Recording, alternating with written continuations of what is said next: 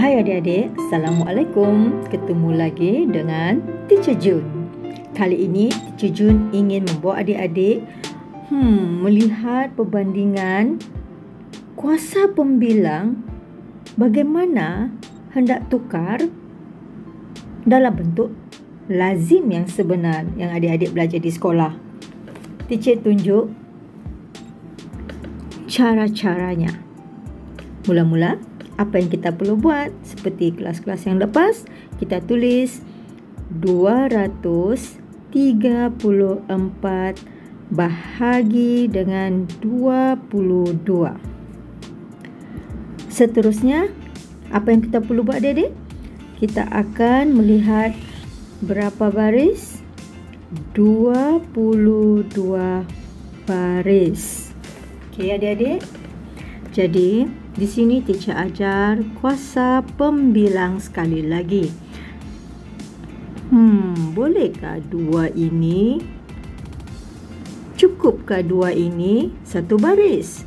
Tidak. Jangan buang masa. Kita terus ambil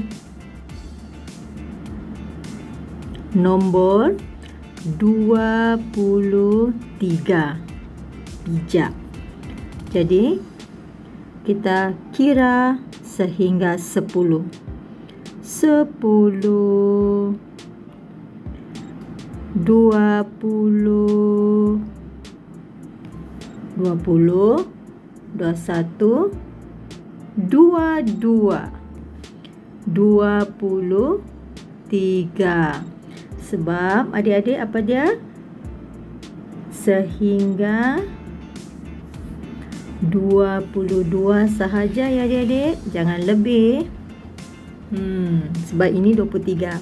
Baik, satu ini adalah bola-bola. Kita naik ke atas. Jumlah satu bola berapa adik-adik?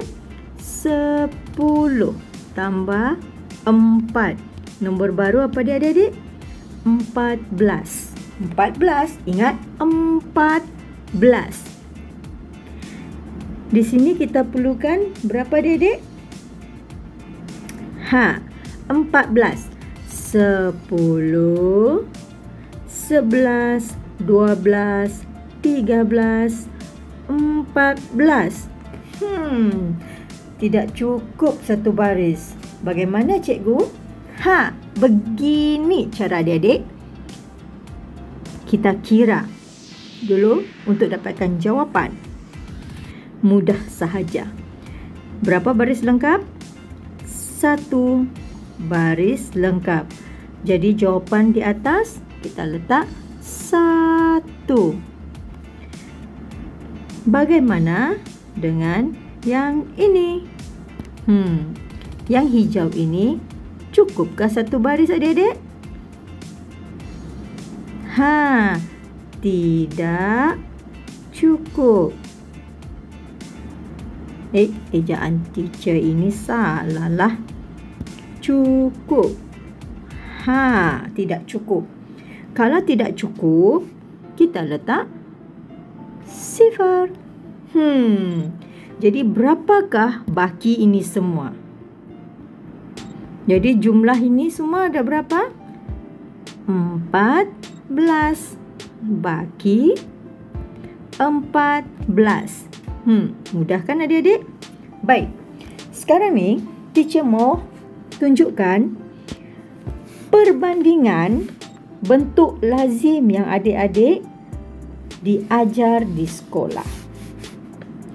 234 bahagi dengan 22. Ingat, cikgu di sekolah selalu pesan sifir 22. Sebab apa? Ni nombor sini. Kenapa kita guna sifir 22? Tengok adik-adik, cikgu di sekolah akan selalu bertanya, 2 tidak cukup, 2 tidak cukup, 2 tidak cukup. Kenapa? Jawapan ada di sini. Jawapan ada di sini. Now, adik-adik sudah tahu 2 ini 1, 2. 1, 2. Tidak cukup. Jadi 2 ini akan naik menjadi berapa? Nombor baru 23. Nampak ni? Jadi itulah bermaksud cikgu di sekolah bagi tahu kita ambil 23 sebab 2 ini tidak cukup. Kita terus ambil 23. Tengok adik-adik. Cikgu di sekolah suruh kita gunakan sifir 22. Titik tulis di bawah. 1 darab 22 sama dengan 22. 2 darab 22 sama dengan 44. 3 darab 22 sama dengan 66.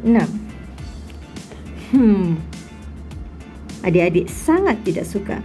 Tapi dengan kaedah pendekatan kuasa pembilang, adik-adik akan nampak dengan jelas.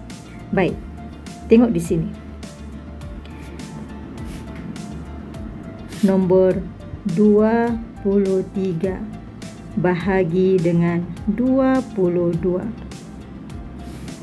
Teacher ambil ini, turun ke bawah. Okey? Turun ke bawah.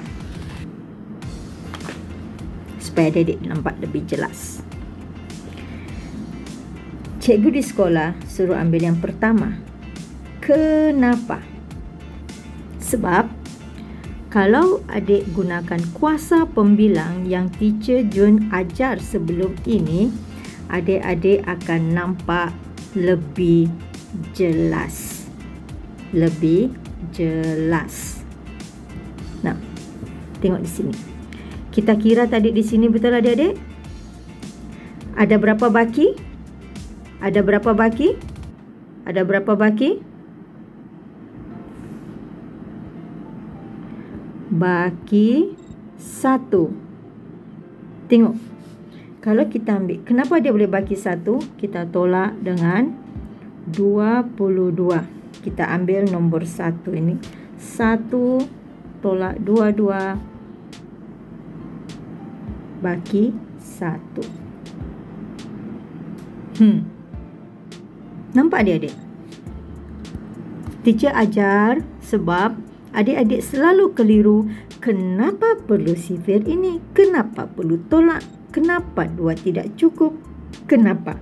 Dengan kuasa pembilang, adik-adik akan jelas.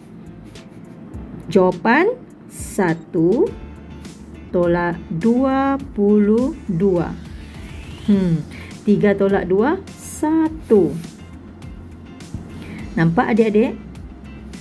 1. Cikgu di sekolah selalu bagi tahu turun 4. Kenapa mesti turun 4? Kenapa? Jumlah baru di sini kita perlu lihat apa? Cikgu di sekolah selalu lihat 14. Kenapa? Adik-adik tengok di sini. Samakah tidak dengan kuasa pembilang tadi? Adik-adik sudah tahu dan faham kenapa 14 ini. Kenapa 14 ini? Sebab kita membilang tadi 1 hingga 10. 10, 11, 12, 13, 14. Sebab apa? Tidak cukup. Tidak cukup.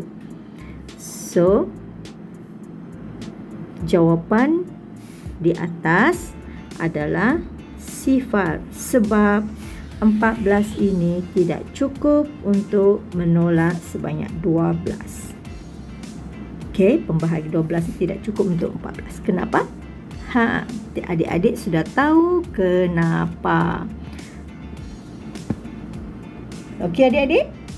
Maka adik-adik akan lebih jelas sekiranya soalan bahagi dengan apa-apa sahaja nombor 4 digit bahagi 2 digit, 5 digit bahagi 1 digit, caranya sama. Okey adik-adik, caranya sama. Adik-adik boleh gunakan kuasa pembilang untuk mengira bahagi kalau tidak hafal sifir. Tapi sebaik-baiknya adik-adik akan hafal sifir untuk mudah menjawab soalan bahagi. Adik-adik, bagi yang tidak hafal sifir, jangan kecewa, jangan risau. Adik-adik pasti boleh jawab dengan betul. Gunalah kaedah pembilang. Dengan syarat, kira laju-laju. Sekian sahaja perkongsian teacher hari ini. InsyaAllah kita jumpa lagi. Assalamualaikum. Bye.